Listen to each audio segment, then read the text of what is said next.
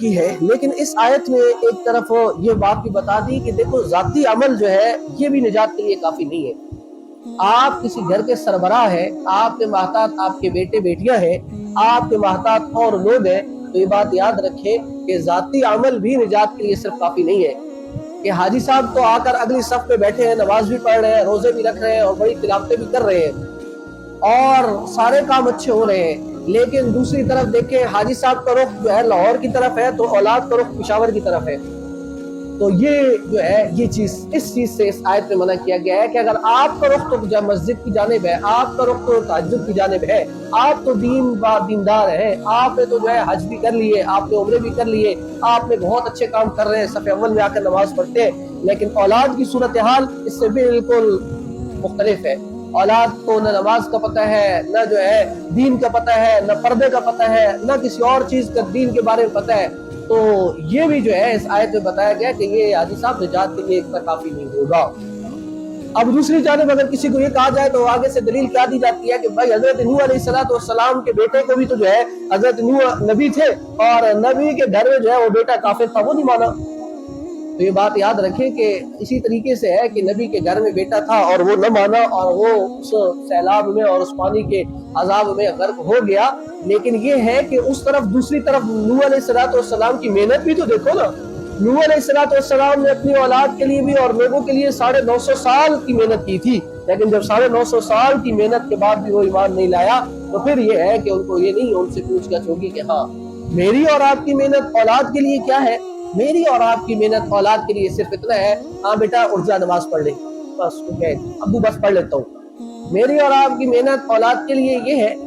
ٹھیک ہے ایک مرتبہ کہیں قرآن پڑھا دیا کسی ماسی کے پاس، کسی نانی کے پاس، کسی تائی کے پاس پڑھا دیا، بس اس کے بعد اس کو پتہ نہیں ہے، پھر آپ نے اس کا کیریئر بنانے کے لیے اس کو یونیورسٹی، اس کو کالج، اس کو بڑی بڑی اچھی تعلیم دے دی اور یہ آپ کی فکر اور دھن نہیں کہ میری اولاد اور میرا بچہ جو ہے اس کا کیریئر اچھا بن جائے اور اچھا سیٹل ہو جائے اور اس کی اچھی گاڑی ہو، اچھا بنگلہ ہو، اچھی جاب ہو۔ یہ بوڑھے باپ کی بھی اور ماں کی بھی فکر رہتی ہے، لیکن کبھی اس طرف جو ہے وہ توجہ نہیں گئی کہ کیا ہم لوگ تو جو ہے آپ بڑے ماشاءاللہ حج کر رہے ہیں، ہم لوگ تو آ کر صف اول میں نماز پڑھتے ہیں، تو کیا میرے بیٹے نے کبھی نماز کی طرف توجہ دی ہے؟ کیا میرے بیٹے نے کبھی قرآن کھولا ہے؟ کیا میرے بیٹے نے جو ہے وہ نیک اعمال اور دین کی طرف کبھی آئے ہیں؟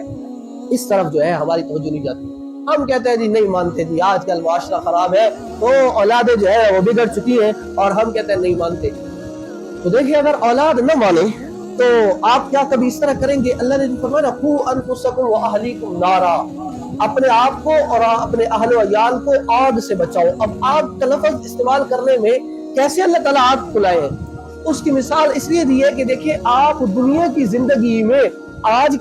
کی مثال میں آپ کو دے دیتا ہوں، اگلی مثال پر آج آپ کے بچے اگر اسکول سے پیدل چل کے آ جائیں آپ کو تکلیف ہوگی، مجھے تکلیف ہوگی کہ میرے بیٹے اتنے سخت گرمی ہے اور اس میں جو ہے میرے بچے پیدل چل کے آئے تو مجھے تکلیف ہوگی کہ بہت گرمی ہے۔ میں اس کے لیے کیا کروں گا، آپ اور میں اس کے لیے پک اینڈ ڈراپ کا انتظام کریں گے، بھاگیں گے، گاڑی لے جائیں گے، موٹر سائیکل لے جائیں گے، وہاں اسے اٹھا کے فوراً گھر لے آئیں گے اور ٹھنڈا پانی پلائیں گے، بچے شربت پیو، ٹھنڈا پانی پیو، گرمی بہت زیادہ ہے۔ اللہ رب العزت نے بھی آپ کی مثال اس لیے دی ہے کہ دیکھو اگر دنیا میں کہیں آگ جل رہی ہے، تمہارا بچہ نابلد ہے بیچارہ، سمجھ نہیں ہے، اس کو تو بڑی اچھی لگ رہی ہے، وہ پیدل چلتا ہوا جا رہا ہے، آپ دور بیٹھے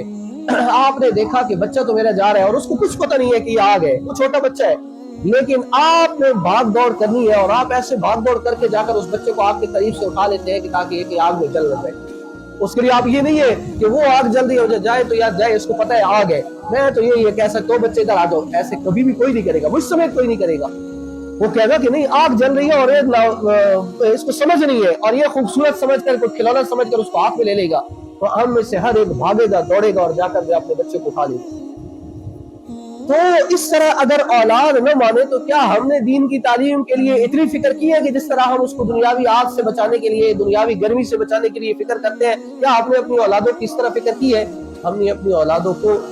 کی اس طرح فکر نہیں کی جس طرح کے تکلیف دہ عمل سے ان کو بچانے کے لیے۔ ایک بچہ جب اس کے پیٹ میں درد شروع ہو جاتا ہے تو ماں باپ تڑپ اٹھتے ہیں اور وہ اپنی سب کچھ لگانے کے لیے تیار ہو جاتے ہیں کہ اس بچے کی تکلیف دور ہو جائے اور میرا بچہ بچ جائے۔ تو یہ دنیاوی تکالیف کے لیے، دنیاوی ان چیزوں کے لیے تو ہم اپنی اولاد کے لیے کتنا کچھ کرتے ہیں، لیکن دین سکھانے کے لیے، ان کی تربیت اچھی کرنے کے لیے ہم صرف اتنا کہہ کر اپنی جان چھڑا دیتے ہیں۔ آج کل کی اولادیں نہیں مانتی جی، بس کیا کیا کہ تھکے ہیں، یہ ان کو دین سیکھنا اور دین پڑھانا یہ چیز بہت مشکل ہے۔ تو اس سے میری اور آپ کی جان نہیں چھوٹے گی، یہ بات یاد رکھیں۔ اس آیت سے سب سے پہلی چیز یہی معلوم ہوتی ہے کہ جو ذاتی عمل ہے میرا، میری صف کے اندر بیٹھ جانا، میرا نماز پڑھا دینا، میرا جو ہے نا وہ پگڑی باندھ کے بیٹھ جانا، یہ صرف اس سے جان نہیں چھوٹے گی کہ آپ، میں تو اس طرح تھا، بچے جو ہے نا وہ بچی کیسا لباس پہن کے جا رہی ہے، مولوی صاحب کو نہیں پتا، گھر والے کو نہیں پتا، والد کو نہیں پتا، تو یہ جو ہے اس سے پکڑ ہوگی اور اس کے بارے میں جو ہے وہ پوچھا جائے گا۔ آپ صلی اللہ علیہ وسلم نے فرمایا الا کلکم راع وکلکم مسئول عن رعیتہ، یاد رکھو، سن لو، تم میں سے ہر ایک نگران ہے اور تم میں سے ہر ایک سے اپنی رعیت کے بارے میں پوچھا جائے گا۔ آج میری رعیت میں میری بیوی ہے، میرے بچے ہیں، میرے جتنے بھی ماتحت لوگ ہیں، اگر میں ان کی فکر نہیں کروں گا تو پھر یہ ہے کہ کل کو مجھے اس سے پوچھ ہوگی۔ اس لیے پہلی بات یاد رکھیں کہ اولاد کی اصلاح اور تربیت کی فکر ہر مسلمان کے لیے ضروری ہے، ہر مسلمان کے لیے